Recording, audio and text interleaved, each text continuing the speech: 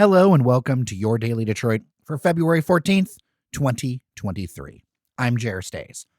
To be honest, in the shadow of the events in East Lansing last night, we're going to flip around our schedule. We had a completely different show ready, but it just did not feel right to air it. Fletcher Sharp will join us on Wednesday, Cheyenne Nosrini on Thursday, Devin O'Reilly on Friday. But today, no intro music, no outro music. But I would like to share a word with you.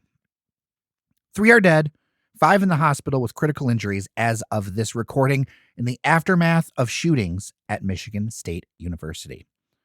We now have names, all from Metro Detroit. Ariel Anderson, who went to Grosse Pointe North High School. Brian Frazier, a sophomore who went to high school at Grosse Pointe South. Alexandria Werner, a junior from Clawson High School. This all has become a weird mix of shock and normalcy when learning about terrible events. Far too normal to say things like 2 dead at Berkey Hall, 1 at the MSU Union. The 43-year-old suspect, and I will not say his name, you can find it yourself, killed himself. The motive is not known as of this recording, but he did previously have gun charges that were pled down from a felony to a misdemeanor. I grew up in the last generation who knew school before Columbine in 1999. I had, at the very same high school as one of the victims, an open campus for lunch. We didn't have swipe cards or metal detectors at the doors. They didn't even lock. We didn't have much in the way of drills except for tornadoes. Parents would come and drop off something we forgot, or we'd run out to the car and run back in between classes. Now, I don't have kids, but a number of our podcast team does, and we have a member of our team young enough that he could be mine. In part, he wrote this last night in our team Slack channel, and I quote, "I've been hearing about mass shootings for as long as I remember. We routinely did school shooter drills in elementary school. I distinctly remember having a vigil for the Sandy Hook victims after school mass. Every name was read aloud. I wish something would be done to reduce gun violence because this should not be normal. This cycle should not be routine." No, it should not be routine. We had vastly different childhoods. I had challenges at home, but school was a safe space. He and his generation were not afforded that right. There are kids who lived through the intense trauma of Oxford and then went to Michigan State and are dealing with it again. I almost cried when I saw the Oxford Strong sweatshirt on a young man on TV who left his dorm room. I do not know what all the answers are, but I do know that we have a solemn responsibility to be part of the solution. We cannot keep forgetting. The fact is, this just doesn't happen in other countries at this frequency. My dad was born in Canada. Newsflash, they have guns.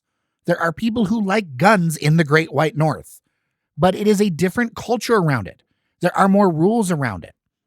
As much as we wish there's one magic thing we could do, there is not. It's going to take multiple steps to bring back safety. I don't have all the answers, but there are starting points.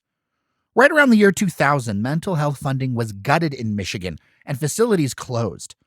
The truth is, the level of service has not returned, whatever press releases and anything people try to tell you, across both parties. Schools have been declining in quality. We are 38th in the nation now, as far as states with the best and worst school systems. Now, because of data availability, I'm using some different sources. But in like 96, 97, we were 8th or 9th in the country, depending on the metric. Across different measures, the trend generally is before we were above the national average, and now we are below. We know we're underperforming in creating the talent we need for our workforce. I have been to constant conferences. Nobody does anything because there are too many political things at play. People with fewer options do more desperate things. And of course, there's work to be done around guns, legally and culturally. As we learn more, we need to do more. But it's almost impossible to have a reasonable conversation about changes as it's become a tribal and personality identity marker, like so many issues now. I am not optimistic much will change on that front soon, until younger generations get in power. And then the changes will be sweeping. Because multiple times they have lived through the reading of the names. They have lived through the drills. They lost friends.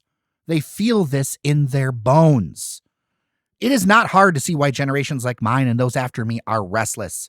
They're having fewer children. In some cases, that is a sign of less hope.